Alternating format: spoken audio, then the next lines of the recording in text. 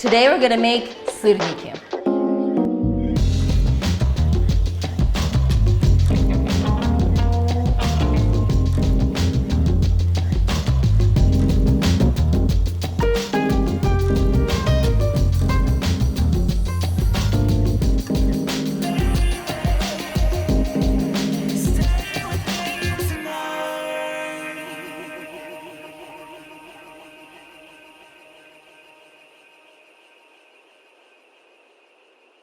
Hi guys, welcome to my channel, and today we're gonna cook something really exciting. This is probably the most famous Russian dish ever, and it is called Syrniki. So what does the word even mean? And this is gonna be a second of learning the Russian language. Syr means cheese. So Syrnik is basically a, I don't know, cheesenik? It is the perfect breakfast, brunch. My kids love it as a snack. You can even eat it for dinner. It is packed with protein and it is so easy to make. All you need is like a few really simple ingredients. First and foremost, tvorog. The hell is tvorog, you might ask? So this is what it looks like, and let's ask Siri for some help. I found out that tvorog in English is sometimes called quark or I don't know how to pronounce it correctly. Siri, what is the dairy product quark? Here's what I found. Ooh. Okay, so this is what Wikipedia says. Quark is a dairy product made by warming soured milk until the desired amount of curdling is met, and then straining it. There you have it. It is delicious. We eat it with olive oil and salt and pepper. We eat it with a dash of honey, but you can also cook it and make all sorts of stuff. So today, we're gonna make the syrniki. You can find it in any store that sells Russian food, or you can make it yourself. Let me know in the comments below if you want me to film a tutorial of how to make this by yourself, but you can also find some kind of alternatives. I know that in Italy, they sometimes make syrniki from ricotta cheese. We're gonna need 1 egg as a binder and also some flour. Now, typically, wheat flour is used, but today we're gonna make a syrniki gluten-free, which is kind of awesome. So we're gonna use a little bit of rice flour and also a dash of coconut flour. Now, this we need to get rid of any excess moisture, because sometimes tvorog comes in a form like this, where it's quite clumpy and quite firm. But on other occasions, you can actually find it to be extremely soft and kind of very moist. And then this is gonna help us get rid of all that excess moisture. We're gonna need something sweet. I like to add it into the syrnik itself. And I'm gonna use xylitol. It's like this sugar sweetener, like a healthy substitute, but you can use any kind of sugar that you like. And I like to fry my syrniki, and yes, we're gonna fry them, but you can bake them, but I prefer fried. We're gonna use coconut oil. Now, the only thing left to do is kind of mix this all together and then get to it, fry them up. The good thing is you can use a blender, you can use a food processor, you can even do this by hand. Some people even grate the tvorog to make it kind of into a uniform size.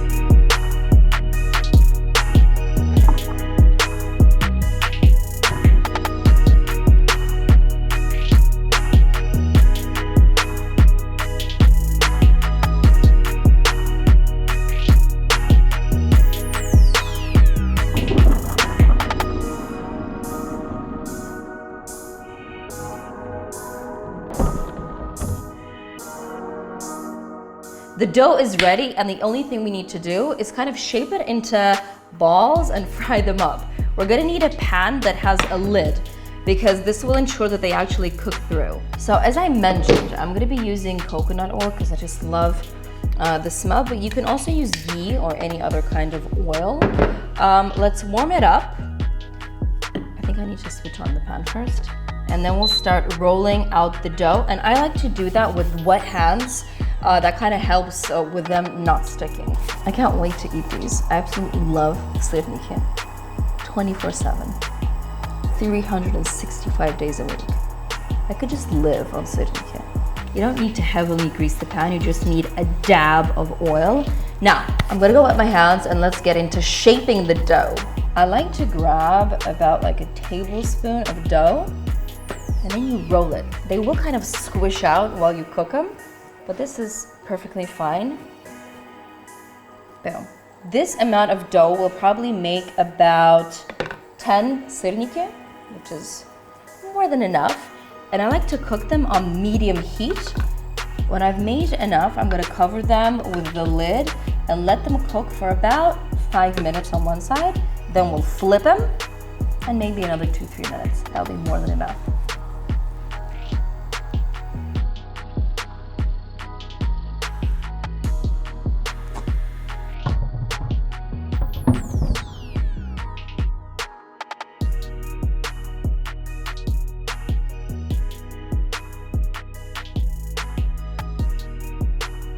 So let's flip them over and have a look. Okay, this smells amazing. Boom. Look at that gorgeous crust.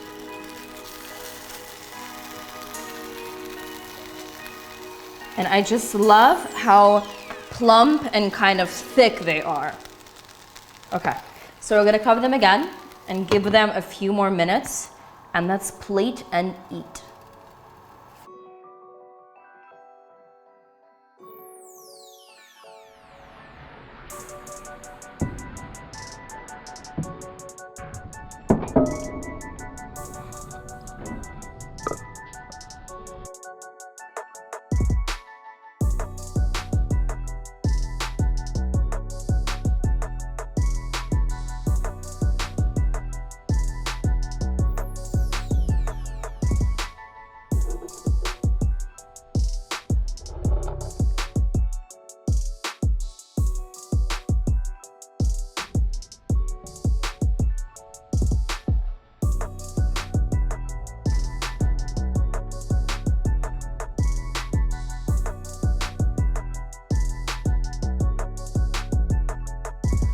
Super easy, super delicious. I like to serve my syrniki with some Greek yogurt. You can use sour cream, a drizzle of honey, or like agave syrup or anything else, blueberries or any other berries. And I always add something like mint or basil because that really adds some freshness to the dish. Just a quick reminder that in the description below, I have the detailed recipe and any substitutions that you can use to make these. I love that you can eat these when they're hot, when they're cold. It's an awesome snack to kind of take with you and have on the go. Before I finally dig in, let me know in the comments below what other Russian dishes you would like me to cook. And let me know if you liked the video. Subscribe to my channel. I can't wait to eat these. Some people use a lot more flour, but that kind of makes the syrniki more dense. And I like mine to be juicy and moist and fluffy and absolutely gorgeous. I can't even. This is like my childhood, my favorite food. You can find these in every single restaurant in Moscow and all over Russia. Obsessed. So besides Russian recipes, I definitely want to share some Russian language with you. So we already learned the word syrniki.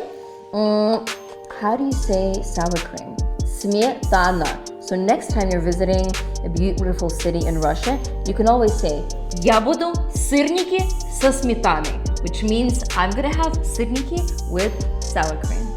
I just love how kind of bouncy and juicy they are. Look at that gorgeousness.